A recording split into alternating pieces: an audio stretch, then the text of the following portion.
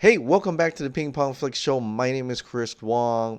The biggest news today was that the Joker trailer finally dropped. A teaser trailer, if you will, but it's a little over 2 minutes. Todd Phillips, the Joker, starring Joaquin Phoenix, looks fantastic. I mean, the pictures behind the scenes, it perked my curiosity and things like that. But actually watching the trailer is fantastic. It's incredible. I love it. I can't wait to see this movie. It's probably one of my anticipated movies of this year just by watching this teaser. I hope the movie's good. I mean, the teaser is great. I hope the movie's good, and I think it will. But it's still like, well, that's the guy who made Hangover, you know? I liked Hangover 1, and, don't care for 2 and 3. But that's that same guy, and he's making this, which is not a comedy, but a tragic tale, like he said in the CinemaCon.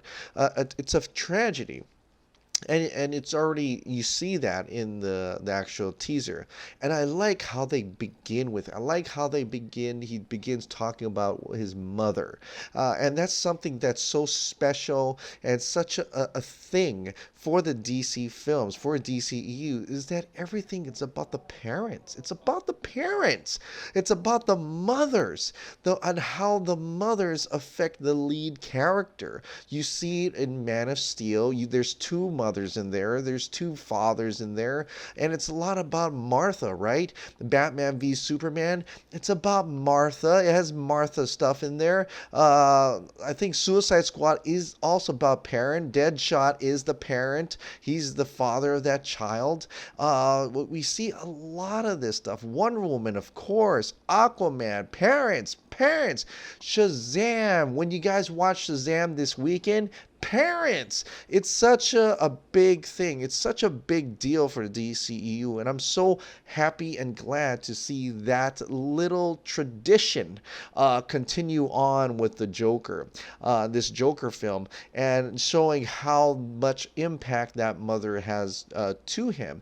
And it kind of reminds me of Oswald Cobblepot in Gotham, where his mother was involved, and they have that kind of relationship. It kind of gets me that feeling, and that's one of the great parts of Gotham, is that connection, and how losing the mother spinned him into madness, and you can actually see it here.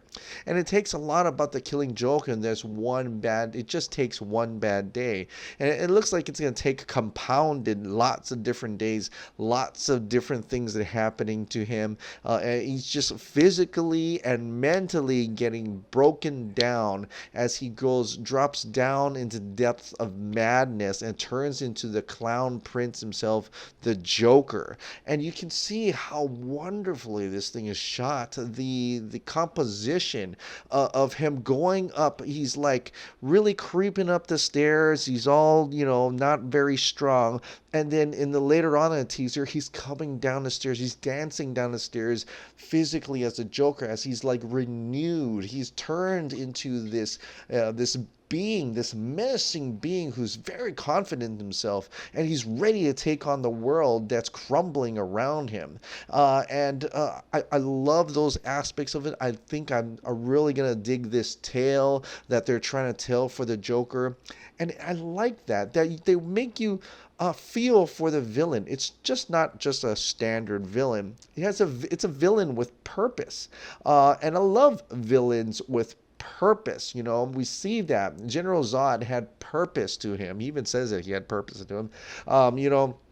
Even in Aquaman, Orm had purpose. Not so much the other movies. Lex Luthor had purpose, and I think that's even like in Avengers: Infinity War. Thanos had purpose. They make you feel for them and know that they're kind of right. but we have to side with the heroes on this one because it's not as extreme. You even see this in Watchmen, where Ozymandias, it's kind of, he's a villain, but not really.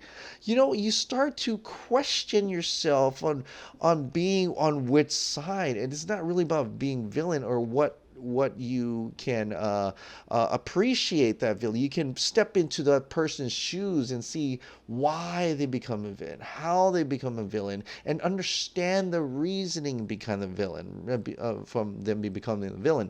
So I gotta say, Joaquin's Phoenix version of it, from what we see in the teaser trailer, the movie can not be good, but from what we see in the teaser trailer, you're gonna start feeling for that. You see it in the trailer. My God, you see him getting beat down, and you have a feeling that you want to have him fight back. You hope he comes back and fights for himself and stuff like that. But knowing full well this is what the villain's going to be. And I think that's something magical and something so inspiring about this film that it will probably be a little bit even more than The Dark Knight, where he's just being crazy, being chaotic for the sake of chaos. There's nothing you can do about it, which poses a really strong villain. But I think having felt for the villain and seeing how the madness he turns into and the transformation he turns into the Joker will be such a fascinating character study, that it sounded great on paper. It sounds, you can kind of see it behind the scenes, but it looks fantastic when you actually get to see the teaser trailer. And so Todd Phillips, Joker, looking forward to it. And I can't believe, okay, I've been on social media today. I can't believe the amount of people, even critics, who are saying this is too dark. They can't believe that DC is descending back into darkness and stuff. And I'm like, it can't all be lighthearted and fun. You have to understand that. This is a movie about Joker. Why would that be lighthearted and fun? Sure, he's a clown, he's comedic, he's gonna laugh, but it's darker than that. You have to know that. It has to has to have that aspect for this type of movie to work. And I think it's gonna work. And from what we've seen in the teaser trailer, it's cut really well. It's beautifully shot.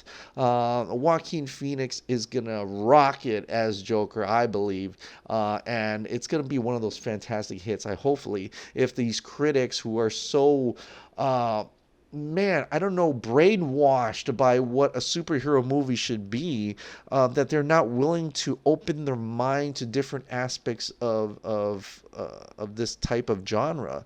This superhero or comic book genre, there's so many subgenres to it that if we're not willing to open our minds to all this other subgenres of this giant genre, then we're not going to be able to see the stories, all these different stories, these different tones that make up this genre, right? You're closing off pictures and movies that could be so great.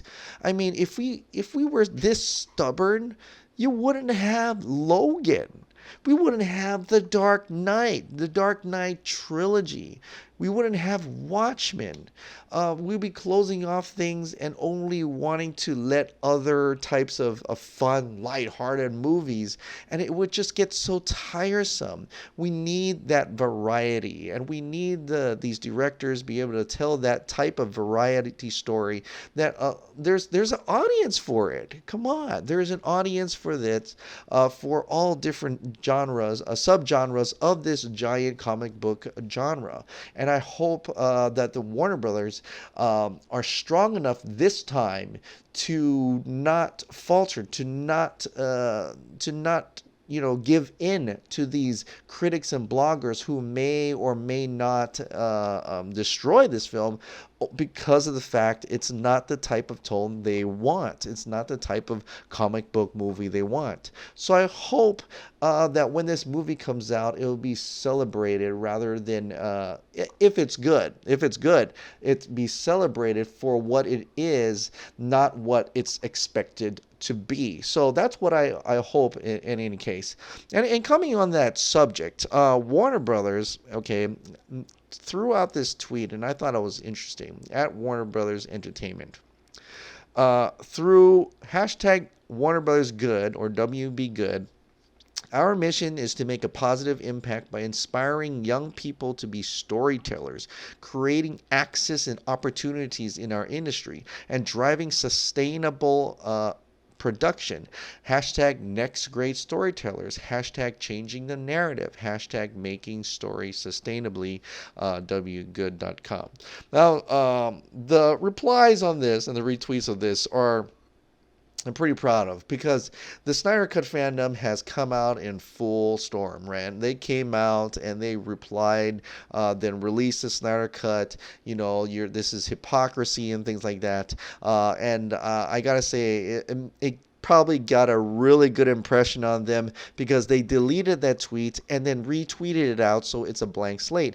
But it's already too late. We've already knew that, and everybody came in and started replying again with release the Snyder Cut aspects of it that really actually show them that this is hypocritical of what you've done before. I understand that you may have new leadership, although one is still there, Toby Emmerich, but I understand that you have new leadership, and I commend you if you are trying to work so hard to be able to have these young storytellers make their movie, have that creative integrity to inspire young people to be able to have their stories told without it being chopped up and turning into expectations of the general audience or the bloggers of the zeitgeist. Okay, so to be fair, Todd Phillips' Joker is coming off of this. You can see that Todd Phillips' Joker is not going to shy away from trying to be a movie that's expected by the general audience. They don't want that comic book genre, right? They're willing to go outside the box a little bit and make their own. They're willing to do the Watchmen version. They're willing to do the Dark Knight. They're willing to go into aspects that have not been seen before, like Batman v Superman, which is more than just a simple superhero tale. It's a study in itself, and I like that. I want Warner Brothers to make more of those films. I really do, and it's great that it seems like they're trying to do it. They're trying to change the narrative of their studio to say that they are very much director driven. But with that respect, then you cannot ignore something that's already mostly on the shelf. You cannot ignore what you've done already, and you have to put your money where your mouth is. And that money, that giant pot of money, is indeed Justice League the Snyder Cut. It may not be completely done, or it could be done depending on who you talk to, but it's mostly there. It's a pile of money that is waiting to come out, that is waiting to be bought, that has been waiting to be shown, and as a symbol of your message. This is your message. You want to tell the world that you are changing the narrative for your studio, that you are ready to be a director-driven studio once again. Well, that symbol is in your vault, or wherever they're putting it.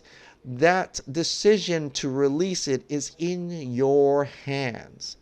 And with that effort, with that gesture of releasing a Snyder Cut, then we can actually believe you that you are willing to be a director-driven studio. You are willing to let these young, up-and-coming storytellers make their own story.